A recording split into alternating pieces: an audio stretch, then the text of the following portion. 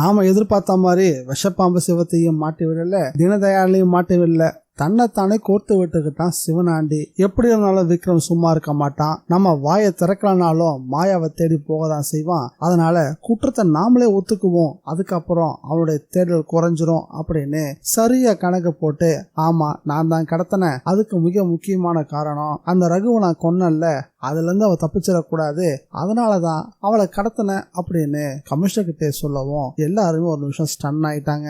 என்னது, யாரை கொலை பண்ண அப்படின்னு ரிப்பீட் பண்ணி கேட்கவும், அந்த கண்ணாயத்தோட பையன் நகைக்கடை வச்சிருந்தானு ரகு, அவனை நான் தான் கொலை பண்ணேன். அதுக்கு என்னடா காரணம்னு கேட்டா, அதுக்கு ஒரு பக்காவான கதை ரெடி பண்ணி வச்சிருந்தான். என் அண்ணன் பொண்ணு இங்க படிக்க வந்தா அவ படிக்கிறதுக்கு தேவையான காசை நான் தான் கொடுப்பேன். அவன் நகை வாங்குறதுக்கு ஆசைப்பட்டு அவன் கடைக்கு போகும்போது அந்த ரகு கூட பழக்கம் ஏற்பட்டுச்சு. அந்த ரகு என் அண்ணன் பொண்ணை ஏமாத்தி கெடுத்துட்டான். அதனால அவ செத்தும் போயிட்டா. அவ செத்து போனதுனால என் அண்ணனும் மனசொடைஞ்சு இறந்து போயிட்டாரு. அதனாலதான் அந்த ரகுவை பழி வாங்கின, அவனை கொன்னு நான் புதைச்சேன். அப்பதான் சரியா இனியா அந்த பிரச்சனை கூட வந்து சிக்கினா. எனக்கு அது ரொம்பவே வசதியா போச்சு. எந்த வகையிலையும் இனியா தப்பிச்சிடவே கூடாது அப்படின்னு தான் ஜாமீன்ல வெளியே வந்த இனியாவை நான் கடத்தி வச்சேன் அப்படின்னு புதுவிதமா ஒரு கதையை சொன்னான். அவ சொன்னது உண்மை மாதிரியே இருந்தாலும் முழுமையா கன்வின்சிங்கா இல்ல.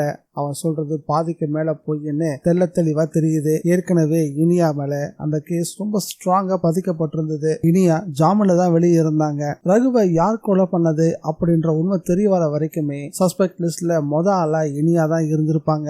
அந்த அளவுக்கு பக்காவான எவிடன்ஸ் எல்லாம் தீனதயாள ஃபேக்கா ரெடி பண்ணி தான் வச்சிருந்தான். அந்த வகையில பார்த்தா இனியா இந்த கேஸை விட்டு தப்பிக்கிறதுக்கு வழியே இல்லை. ஆனா இனி அந்த கேஸை விட்டு தப்பிச்சிருவான் அப்படின்றதுக்காக தான் நான் அவளை கடத்தினேன்னு சொல்றது பொருத்தமானதா இல்லன்னு கமிஷனருக்கு தெளிவா புரிஞ்சுது. விக்ரம் அவன் சொல்ல சார் இவன் பொய் சொல்றான் சார் அப்படின்னு ஆத்திரப்படவும் ஆரம்பிச்சாரு. கமிஷனருக்கும் சரி சுபாஷுக்கும் சரி இவன் பக்காவா பொய் சொல்றான், பின்னாடி இருக்கிற யாரோ ஒருத்தரை காட்டி கொடுக்கறதுக்காக இவன் டிராமா பண்ணிட்டு இருக்கான் அப்படின்றத புரிஞ்சுக்கிட்டாங்க. ஆனா விக்ரமால இதை ஏத்துக்கவே முடியல. அவனை லாக்கப்புல வைக்க சொல்லிட்டு விக்ரம வெளியே கூட்டிட்டு வந்து கன்வின்ஸ் பண்ண ஆரம்பிச்சாரு. இப்போ நமக்கு கிடைச்சிருக்கிறது அம்புதான். இந்த அம்பு நிச்சயம் காப்பாத்துறதுக்கு வில்லு வெளியே வரும். அப்போ இந்த கேஸ் நம்ம ரீஓபன் பண்ணிக்கலாம். இப்போ சார்ஜ் ஷீட்டை ஃபைல் பண்ணி இவனை ரிமாண்ட் பண்ற வழியை பாரு அப்படின்னு தெளிவா சொல்லிட்டு கிளம்பிட்டாரு. ஒரு வகையில கமிஷனர் சொன்னதும் சரின்னு தான் நமக்கு தோணுது. இப்போ இவனை வெளியே விட்டானா உண்மையான குற்றவாளியான மாயா அவ்வளவு சீக்கிரம் வெளியே வர மாட்டா. மாயா எந்த கவலையும் இல்லாம சுதந்திரமா நடமாட ஆரம்பிக்கணும்.